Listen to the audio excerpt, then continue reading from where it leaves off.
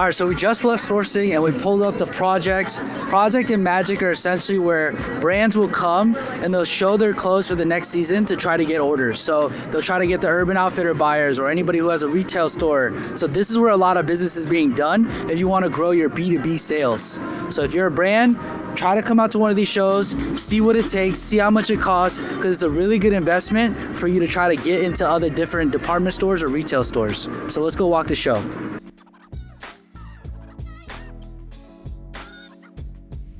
Traditionally, working at trade shows and working these booths is the older school way of doing business, but as you can see, it's still very cracking. And like what you want to do is you want to have a nice booth like this to attract different buyers. So like if you look at this, it's very aesthetically pleasing. Obviously, it's not something that we sell, but it gives you an idea of what it takes to come and be a brand here at one of these shows. As y'all can see, they got brands like FUBU here. Look at their installation, it goes crazy. This is where they would try to go and attract a department store buyer or anybody that owns a retail store to carry some of their collection. This is something else y'all can peep too.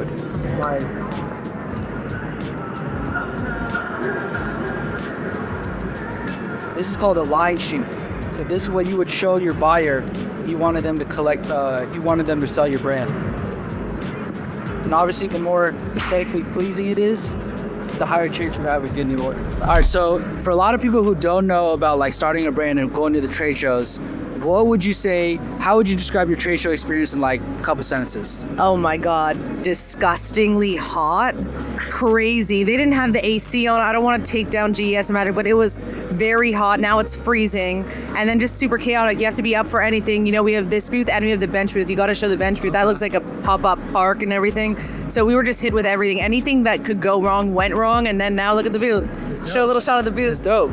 Yeah, and then you got to cut to the bench booth, and then it just all comes together, and it's like magic. So like for a lot of our followers, right? They're so new to this space, they don't even know what a trade show is. Yeah. So what is your job here today, and what are you trying to accomplish? Sales, money. Look at my eyes. We got to make some good scales, make sure that people know about the brand. It's just super exciting to represent here. And what type of customers are you looking for? Like who would be your ideal client to walk in here?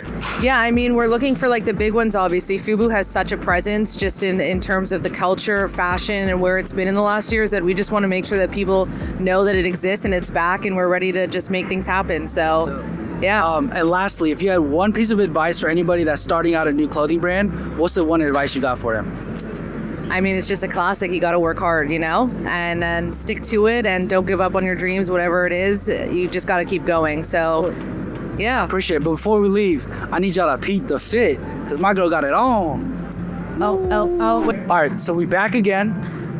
This brand called Bench. We're double teaming today. Can you break it down for us, like what it means? Yeah. Quick summary. Bench is a UK brand, 1989 born in the underground skate scene. We're the Canadian reps. We have it in the US as well. And if you just see, we built out a park in 3 days. You see that hot sweat that I was talking about? This is what we're talking about. This bench came orange. We had to paint it white outside. It was 110 degrees outside. We just went for it. We brought in the tree, did the custom signs.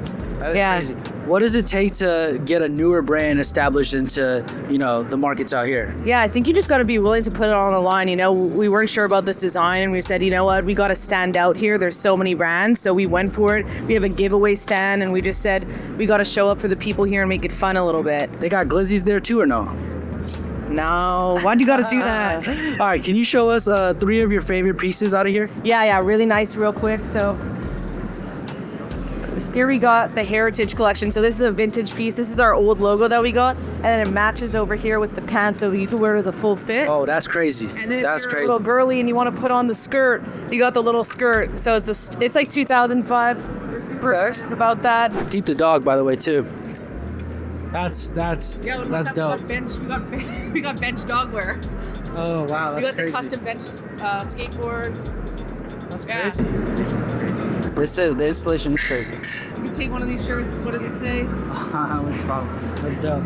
Y'all see, going crazy with the installations, going crazy with the giveaways. That's how you gotta brand your stuff. You gotta put it out on the line, like she said, and you just gotta get out there. Now we're really wonka up in here. You got to get 25% off site-wide. Take your chocolate bars. That's crazy. Take your pick. There's some nuts in there too, so just nut allergy. Got to keep it real. Here you go. Take another one. Thank you. Yeah. Thank you so much. Thank you. Oh yeah, you got to have a bench bag. Oh yeah, bench bag. So y'all tap in, check out the brand Bench. We're gonna put the social media right here for you guys. All right, guys, we got Jeff Staple in the building. If you don't know who that is, he's a staple in the Under a rock. He's sleeping under a rock. Like, this is the guy. This is the legend. So for me to get this interview is crazy. For all the kids out there that want to start a brand, right? Yeah. What's the one piece of advice you have for them?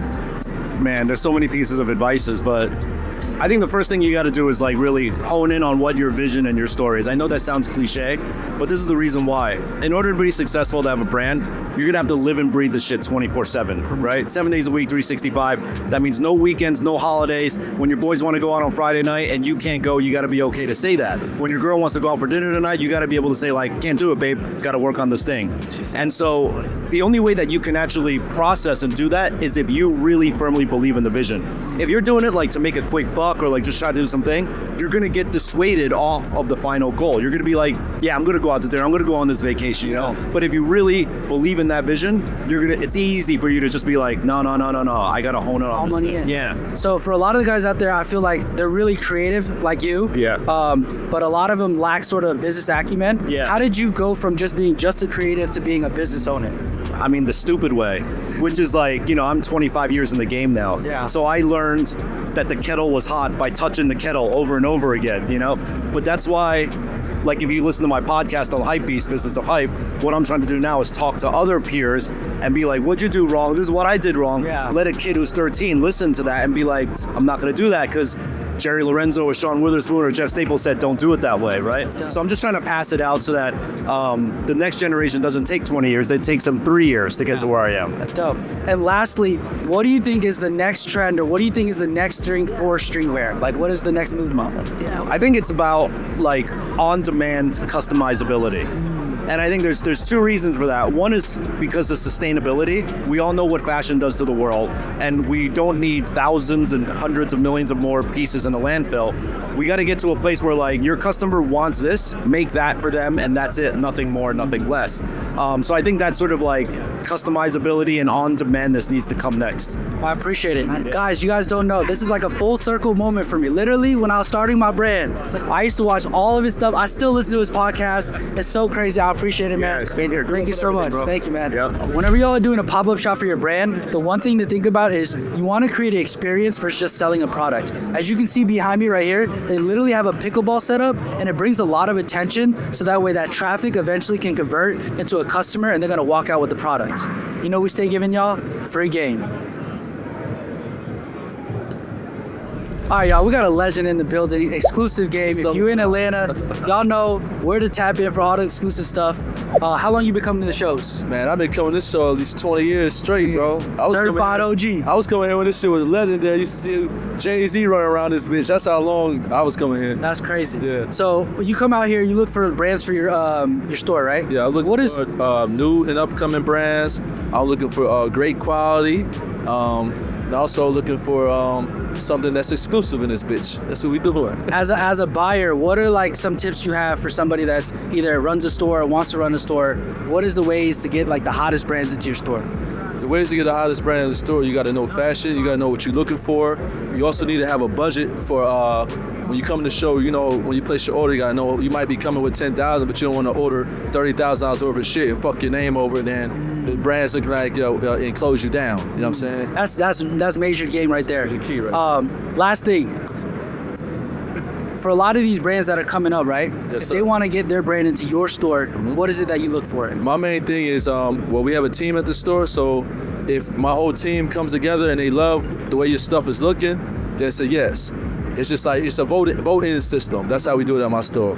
So, I appreciate it. Y'all tap in. Make sure whenever you need exclusive stuff, y'all go see my boy. I appreciate it, bro. Thanks, man.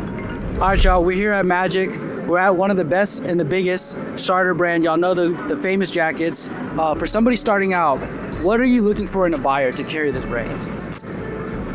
We definitely look for strong partners. This is a brand with a legacy of over 50 years. So you definitely want to know that who is coming in to represent your brand is making a commitment, and they are not just kind of like a flash in the pan. We're good partners, and so we look for good partners just the same. Cool. Can you give me some characteristics of what would make a good partner? One who pays their bills on time.